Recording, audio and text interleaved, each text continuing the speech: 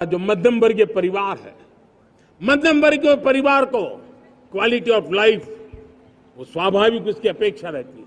वो देश के लिए बहुत देता है, तो देश का भी दायित्व है कि उसकी जो क्वालिटी ऑफ लाइफ में जो उसकी अपेक्षाएं हैं, सरकार की कठिनाइयों से मुक्ति की उसकी जो अपेक्षाएं हैं, उसको पूर्ण करने के लिए हम निरंतर प्रयास करते हैं। और मैंने तो सपना देखा है कि 2047 जब विकसित भारत का सपना होगा हो और जहां सरकार की बेकारण प्रभाव भी न हो, इस प्रकार की व्यवस्था पर हम प्रतिबद्ध हैं। मेरे प्यारे देशवासियों, हम छोटी छोटी जरूरतों पर भी ध्यान देते हैं, हम छोटी छोटी आवश्यकताओं पर ध्यान देते हैं और उसको लेकर हम चलते हैं।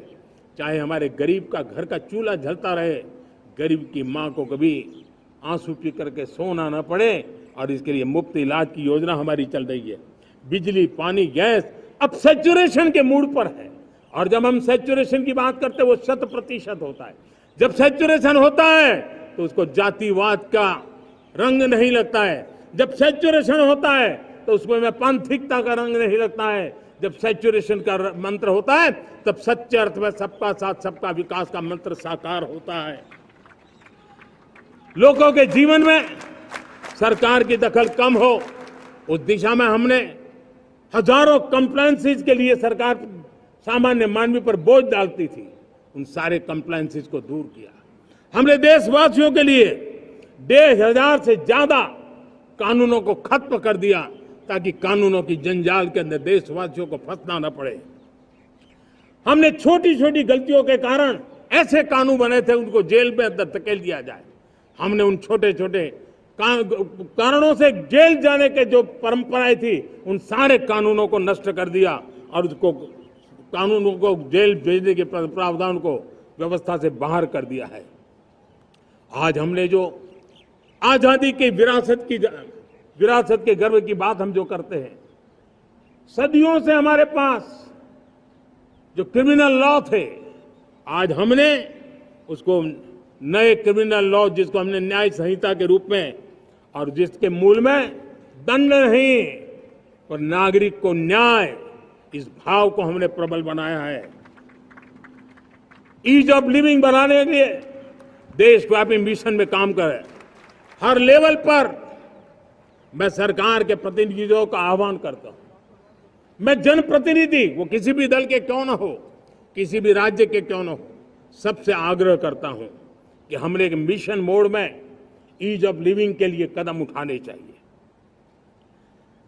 मैं हमारे युवाओं को, प्रोफेशनल्स को, सबको मैं कहना चाहता हूं, आप अपने स्थान पर जहां पर आपको छोटी छोटी दिक्कतें होती है, आप उसके सॉल्यूशन को लेकर के सरकार को चिट्ठी लिखते रहिए। सरकार को बताइए कि बिना कारण की कठिनाइयां है उसको दूर करने से कोई नुकसान नहीं है। मैं पक्का मानता हूं आज सरकारें संवेदनशील है। हर सरकार, स्थानीय स्वराज्य की संस्था होगी या राज्य सरकार होगी या केंद्र सरकार होगी, उसको तवज्जो देगी। गवर्नेंस में रिफॉर्म्स, ये हमें विकसित भारत 2047 के सपने के लिए हमने उसको जोर लगा करके आगे बढ़ाना होगा, ताकि सामान्य मानवी के जीवन में अवकाश ही अवकाश पैदा हो, रुकावटें खत्म होती चली जाए, नागरिकों के जीवन में सम्मान मिले। डिलीवरी के संबंध में कभी किसी को ये कहने की मोहब्बत ना आया कि ये तो मेरा हक था कि मुझे मिला नहीं, उसको खोजना न पड़े। सरकार के गवर्नेंस में डिलीवरी सिस्टम को और मजबूती चाहिए।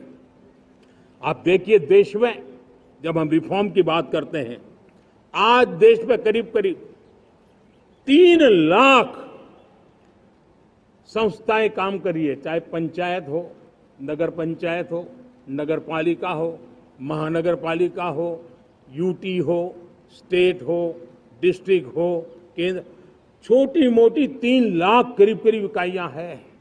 अगर ये हमारे 3 लाख इकाइयों को मैं आज आह्वान करता हूं कि अगर आप साल में अपने स्तर पर जिन चीजों की जरूरत है सामान्य मानवी के लिए, 2 रिफॉर्म करें। ज्यादा नहीं कह रहा हूं मेरे साथियों, एक पंचायत हो, एक राज्य सरकार हो, कोई विभाग हो, सिर्फ 1 साल में 2 रिफॉर्म और उसको जमीन पर उतारें। आप देखिए, हम देखते ही देखते 1 साल में करीब 25-30 लाख रिफॉर्म कर सकते हैं। जब 25-30 लाख रिफॉर्म हो जाए तब सामान्य मानवी का विश्वास कितना बढ़ जाएगा, उसकी शक्ति राष्ट्र को नई ऊंचाई पर ले जाने में कितनी काम आएगी। और इसलिए हम अपने स्तर पर होती है चलती से मुक्ति पाकर के बदलावों के लिए आगे आए, हिम्मत के साथ आगे आए। और सामान्य मानवी की जरूरत, छोटी छोटी जरूरत होती है, पंचायत लेवल पर भी वो मुसीबतें झेल रहा है, उन मुसीबतों से हम मुक्ति दिलाएं तो मुझे पक्का विश्वास है कि हम सपनों को पार कर सकते हैं।